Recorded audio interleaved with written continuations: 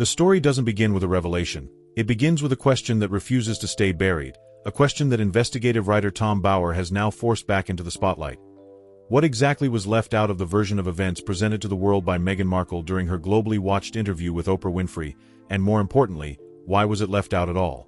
From the very first moment this resurfaced narrative began gaining traction again in 2026, it wasn't framed as a scandal. It was framed as a discrepancy, a gap between what was shown and what allegedly existed behind the edit. And that gap is exactly where this entire investigation begins to unfold.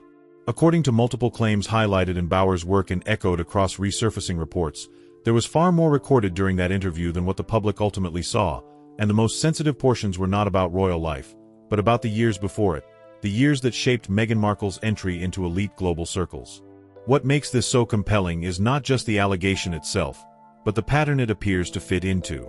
The narrative presented publicly was one of a relatively unknown actress whose life changed almost overnight after meeting Prince Harry, yet critics of that narrative, including BOWER, have long argued that the transformation was not sudden, but strategic, built over years of carefully managed access, connections, and positioning. And this is where the alleged request becomes central to the story, not as a confirmed fact, but as a pivotal claim that raises deeper questions about control, image, and narrative ownership. Because if, as suggested, there were deliberate efforts to remove specific lines of questioning related to her past, particularly her associations, travels, and presence within elite social environments, then the interview itself transforms from a moment of revelation into something else entirely. A curated narrative, shaped not just by what was said, but by what was consciously left unsaid. And this is where the tension begins to build. The resurfaced material suggests that during post-production, there were extended discussions about removing references to what some sources describe as networking years, a period that overlaps with her time on the legal drama Suits, when she was earning a reported television salary that, while respectable, did not appear to align with the level of global mobility and luxury experiences later associated with her public image. This financial and lifestyle discrepancy is not presented here as proof of wrongdoing, but as a question that has repeatedly surfaced in investigative circles. How does access expand so rapidly, and who facilitates that expansion? What makes this even more layered is the psychological dimension. Because beyond the logistics of travel, connections, or appearances, the real story may lie in perception, the construction of identity. The Oprah interview was not just an interview. It was a defining narrative moment, one that positioned Meghan Markle as both a victim of institutional rigidity and a voice of modern transformation. That narrative carried immense power, but it also required consistency, and consistency, as critics argue, sometimes demands omission. So when reports suggest that certain topics, particularly those tied to elite social environments, private gatherings, or high-level introductions, were flagged and removed, the question shifts from what happened to why was this particular part of the story considered incompatible with the version presented to the world? Because here's where it becomes even more intriguing. The same period that is now being scrutinized is also the period that allegedly placed her in proximity to influential networks, including figures connected to private members clubs, luxury hospitality circles, and global social hubs. One name that repeatedly appears in these discussions is Marcus Anderson, often described as a key connector within elite environments. While there is nothing inherently unusual about networking in such spaces, the level of access, and the speed at which it expanded, has been cited by critics as unusual for someone still establishing herself within the entertainment industry. And this is where the alleged editing of the Oprah interview becomes more than just a production choice, it becomes a narrative pivot point. Because if those connections, movements, and introductions were part of the raw footage but absent from the final cut, then what the audience received was not the full timeline, but a streamlined version, one that begins at a point where the complexities of the earlier journey are no longer visible. And that raises a deeper, more uncomfortable question. Was the interview designed to reveal the truth, or to redefine it? Now, to be clear, many of these claims remain contested, debated, and in some cases unverified, and it is important to approach them with that context in mind. However, what cannot be ignored is the consistency of the pattern being discussed. The idea that narrative control has been a central theme, not just in this interview, but across multiple public appearances and media portrayals. Because in today's media landscape, perception is not just shaped by what is said, it is engineered through what is emphasized, what is repeated, and crucially, what is removed. And as we move deeper into this investigation, the focus shifts from the interview itself to the broader timeline that surrounds it, because the alleged edits are not isolated decisions.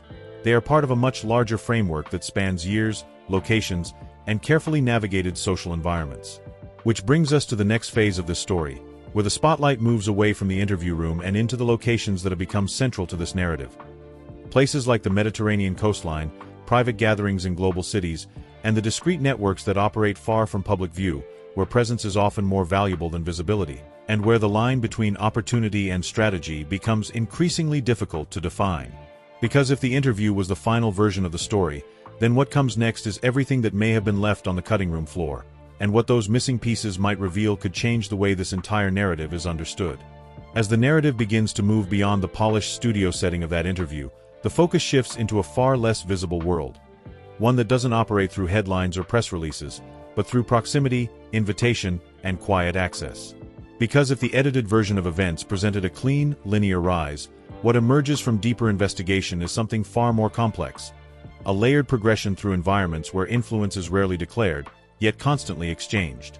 This is where Tom BOWER intensifies his scrutiny, not by relying on isolated incidents, but by mapping patterns, movements across cities, appearances in specific social circuits, and the timing of those appearances in relation to Meghan Markle's professional trajectory. Because when those timelines are placed side by side, what begins to form is not a coincidence, but a sequence. Between 2012 and 2015, while Suits was still establishing its global footprint, Meghan's digital and social presence suggested a lifestyle that extended far beyond the predictable boundaries of a television schedule. This wasn't just about travel, it was about the nature of that travel, the locations, the exclusivity, and most importantly, the company. Mediterranean coastlines, Monaco harbors, private gatherings in the French Riviera. These are not casual destinations, and entry into these environments is rarely transactional in the traditional sense. Access here is granted, not purchased, and according to recurring claims in investigative circles, Meghan's presence within these spaces was facilitated through networks that specialized in exactly that: curating rooms, managing guest lists, and placing individuals in proximity to power. And this is where the story begins to tighten. Because one of the most persistent questions raised by observers is not simply, was she there? But, how did she get there repeatedly, and under what circumstances? A single appearance could be dismissed as coincidence, but a pattern of appearances begins to suggest structure. According to resurfaced discussions, these environments often operated under a code of discretion, where documentation was minimal and visibility was controlled. In such spaces, reputation is built quietly, and relationships are formed away from public scrutiny. This aligns directly with the role often attributed to figures like Marcus Anderson, whose position within elite private members' clubs placed him at the intersection of hospitality and influence. These clubs were not just social venues, they were ecosystems, designed to connect individuals across industries, wealth brackets, and geopolitical spheres, all under the guise of exclusivity. And within that ecosystem, placement matters. Because being present in those rooms is not random, it is curated. It requires endorsement, introduction, and most importantly, trust from those already inside. This is why BOWER's analysis repeatedly returns to the concept of facilitators, individuals who act as gateways, quietly shaping who enters which space and when. Now here's where the narrative becomes even more layered. Because while these movements were unfolding internationally, the public-facing version of Meghan Markle remained grounded in relatability, a working actress, building her career, sharing curated glimpses of lifestyle through platforms like her blog, presenting an image that was aspirational, yet accessible. But critics argue that behind that accessible image was a parallel reality, one that operated at a completely different level of access. And this duality is exactly what makes the alleged OPRAH edits so significant. Because if those years involved a level of strategic positioning within elite networks, then acknowledging them openly would fundamentally alter the origin story that was later presented to the world. It would shift the narrative from unexpected entry into royalty to something far more deliberate, far more calculated, and potentially far more controversial. This is why, according to resurfaced claims, certain lines of questioning during the OPRAH interview were considered high risk, not because they accused, but because they connected dots. Questions about travel, introductions, and affiliations may appear harmless on the surface, but within this context, they become gateways to a much larger conversation. And that conversation, if fully explored, could challenge the entire framework of how the public understands her rise. Because think about it, if access was not accidental, if introductions were not spontaneous, and if positioning within these environments was part of a longer-term trajectory, then every subsequent chapter, including her entry into the royal family, begins to take on a different tone. Not a fairy tale. A strategy. Now, to be absolutely clear, these interpretations remain part of an ongoing debate, with supporters and critics presenting sharply different views of the same timeline. However, what remains undeniable is the consistency of the pattern being examined. A repeated presence in high-level environments, a network of influential connectors, and a narrative that, at key moments, appears to have been streamlined for public consumption. And that brings us to the most critical turning point in this entire sequence. Because eventually, this carefully managed trajectory intersects with one of the most scrutinized institutions in the world, the British monarchy. And when that happens, the rules change completely. Because unlike private networks, the monarchy operates on vetting, documentation, and historical accountability. Which means the same past that could remain fluid in elite social circles suddenly becomes fixed under institutional review. And according to multiple accounts referenced in investigative discussions, that is where the tension truly begins. Not in public, but behind closed doors, where background checks, timelines, and unexplained overlaps start to raise questions that cannot simply be edited out. Because in a private interview, you can shape the narrative. But inside a system built on centuries of scrutiny, the narrative gets examined. And what those examinations revealed, or allegedly revealed, sets the stage for the next phase of this story, where private concerns, institutional caution, and personal relationships begin to collide in ways that will ultimately redefine everything that follows. And this is where the story stops being about perception and starts becoming about collision. Because the moment Meghan Markle's carefully managed trajectory intersected with the internal systems of the British monarchy, the environment around her changed completely, and not in a way that could be controlled through editing, influence, or selective storytelling. Because unlike private networks, where discretion is currency and silence is protection, the monarchy operates on something far less flexible: verification. Behind the scenes, long before headlines ever hinted at tension, the palace machinery had already begun its process.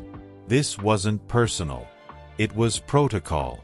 Every serious relationship involving a senior royal is subjected to detailed background assessment, not out of suspicion, but out of institutional necessity. The monarchy does not just protect individuals. It protects continuity, reputation, and global perception built over centuries. And according to recurring accounts tied to Tom Bower's research, what those internal reviews reportedly uncovered was not scandal in the conventional sense, but inconsistency, patterns that did not align cleanly, timelines that raised quiet questions, and movements that lacked clear financial or professional explanation. Now here's where the narrative begins to fracture. Because publicly, the story that later emerged was one of emotional distance, of cultural misunderstanding, even of rejection. But internally, according to these accounts, the concern was far more technical. It wasn't about where she came from, it was about how she arrived. And that distinction matters. Because figures like Prince William were not reacting to an actress entering the royal orbit.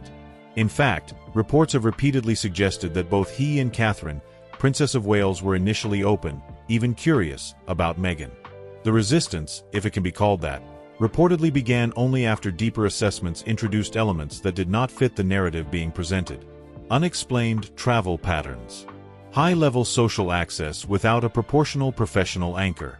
Connections that existed, but without a clear origin point in the public timeline. None of these are accusations. But inside an institution built on clarity, even unanswered questions become liabilities. And this is where the pressure begins to build.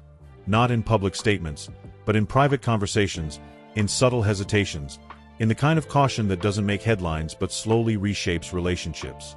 Because imagine this moment from the palace perspective. A senior royal, Prince Harry, deeply invested on a personal level, moving quickly, emotionally, and with conviction. And on the other side, an institution moving slowly, methodically, and with an entirely different set of priorities. That difference in pace alone creates friction. But add to that a background that appears, at least to internal reviewers, more complex than initially presented, and that friction begins to harden into concern.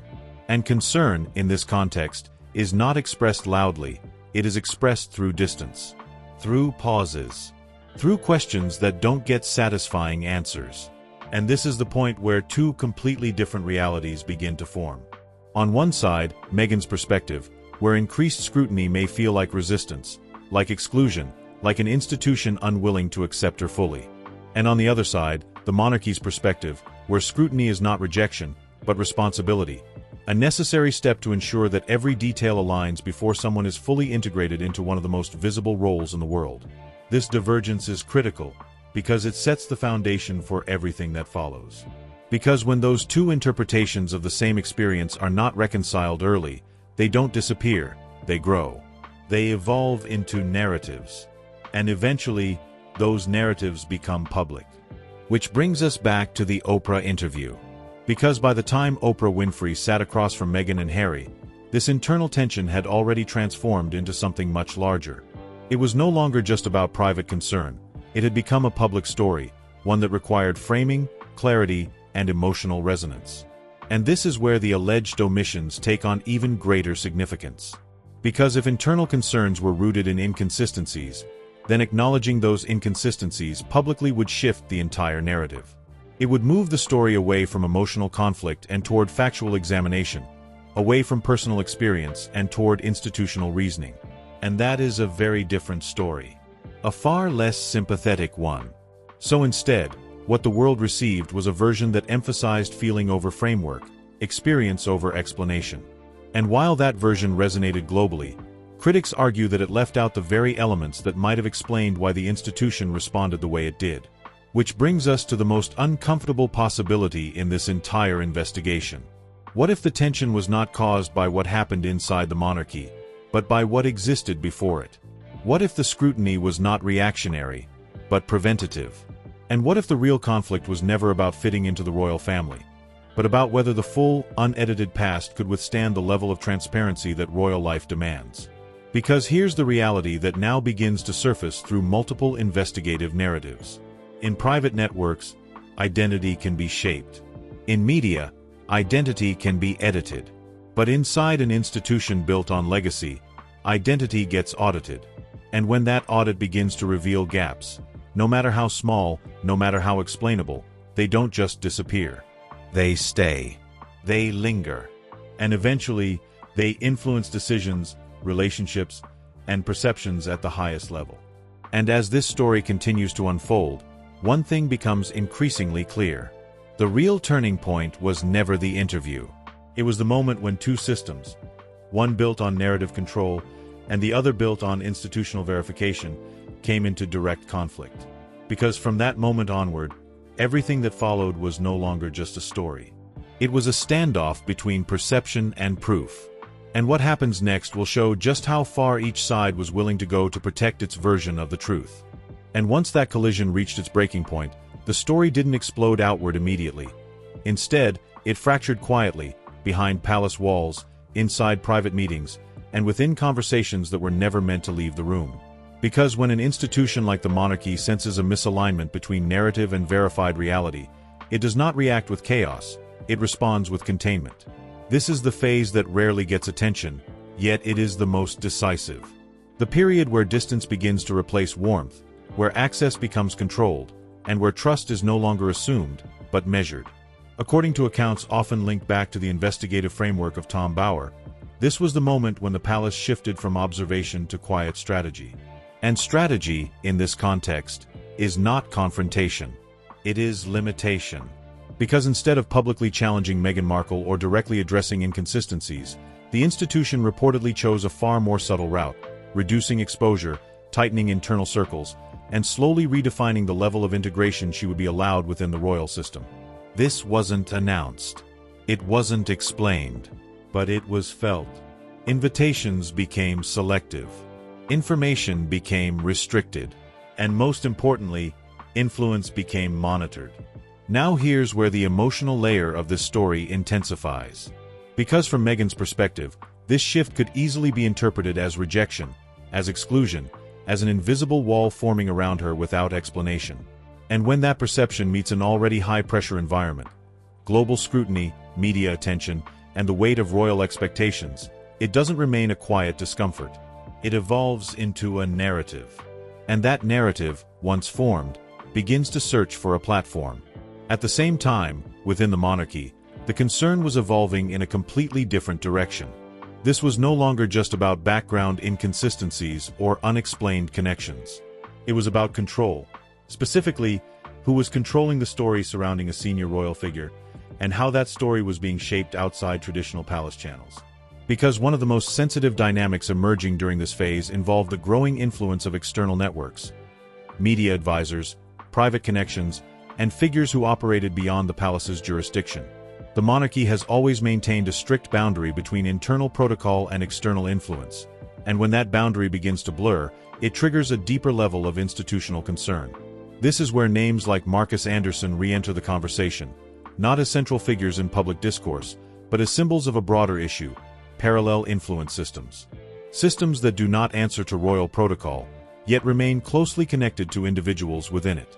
And that creates a structural problem. Because the monarchy is designed to function as a closed ecosystem, where messaging, appearances, and relationships are carefully coordinated to maintain consistency across the institution. But when external networks begin to shape those same elements, introductions, narratives, even public positioning, the risk is no longer personal. It becomes institutional. And this is where the divide between Prince Harry and the rest of the royal family reportedly begins to deepen.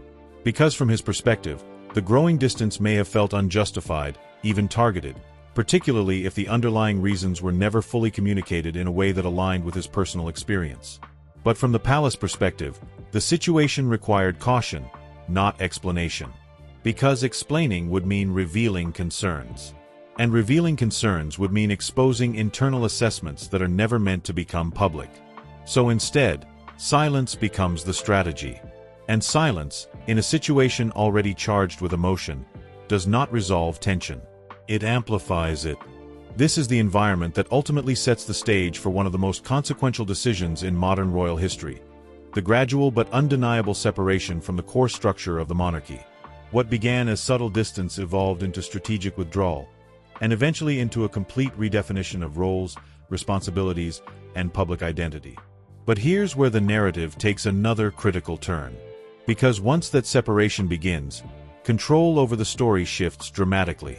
Inside the monarchy, narratives are managed collectively, filtered through tradition and protocol.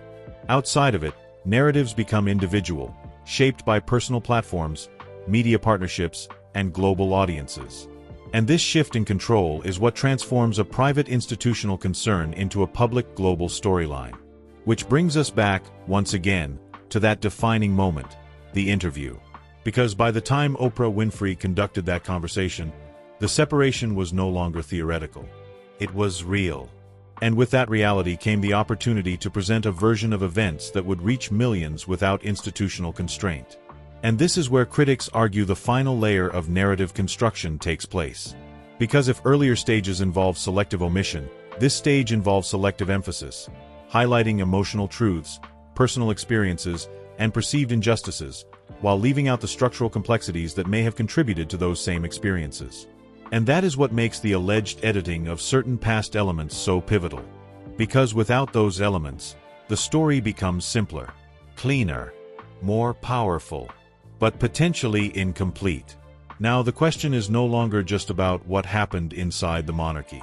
It becomes about what was carried into it, what was known, what was questioned, and what was ultimately left out when the story was told to the world.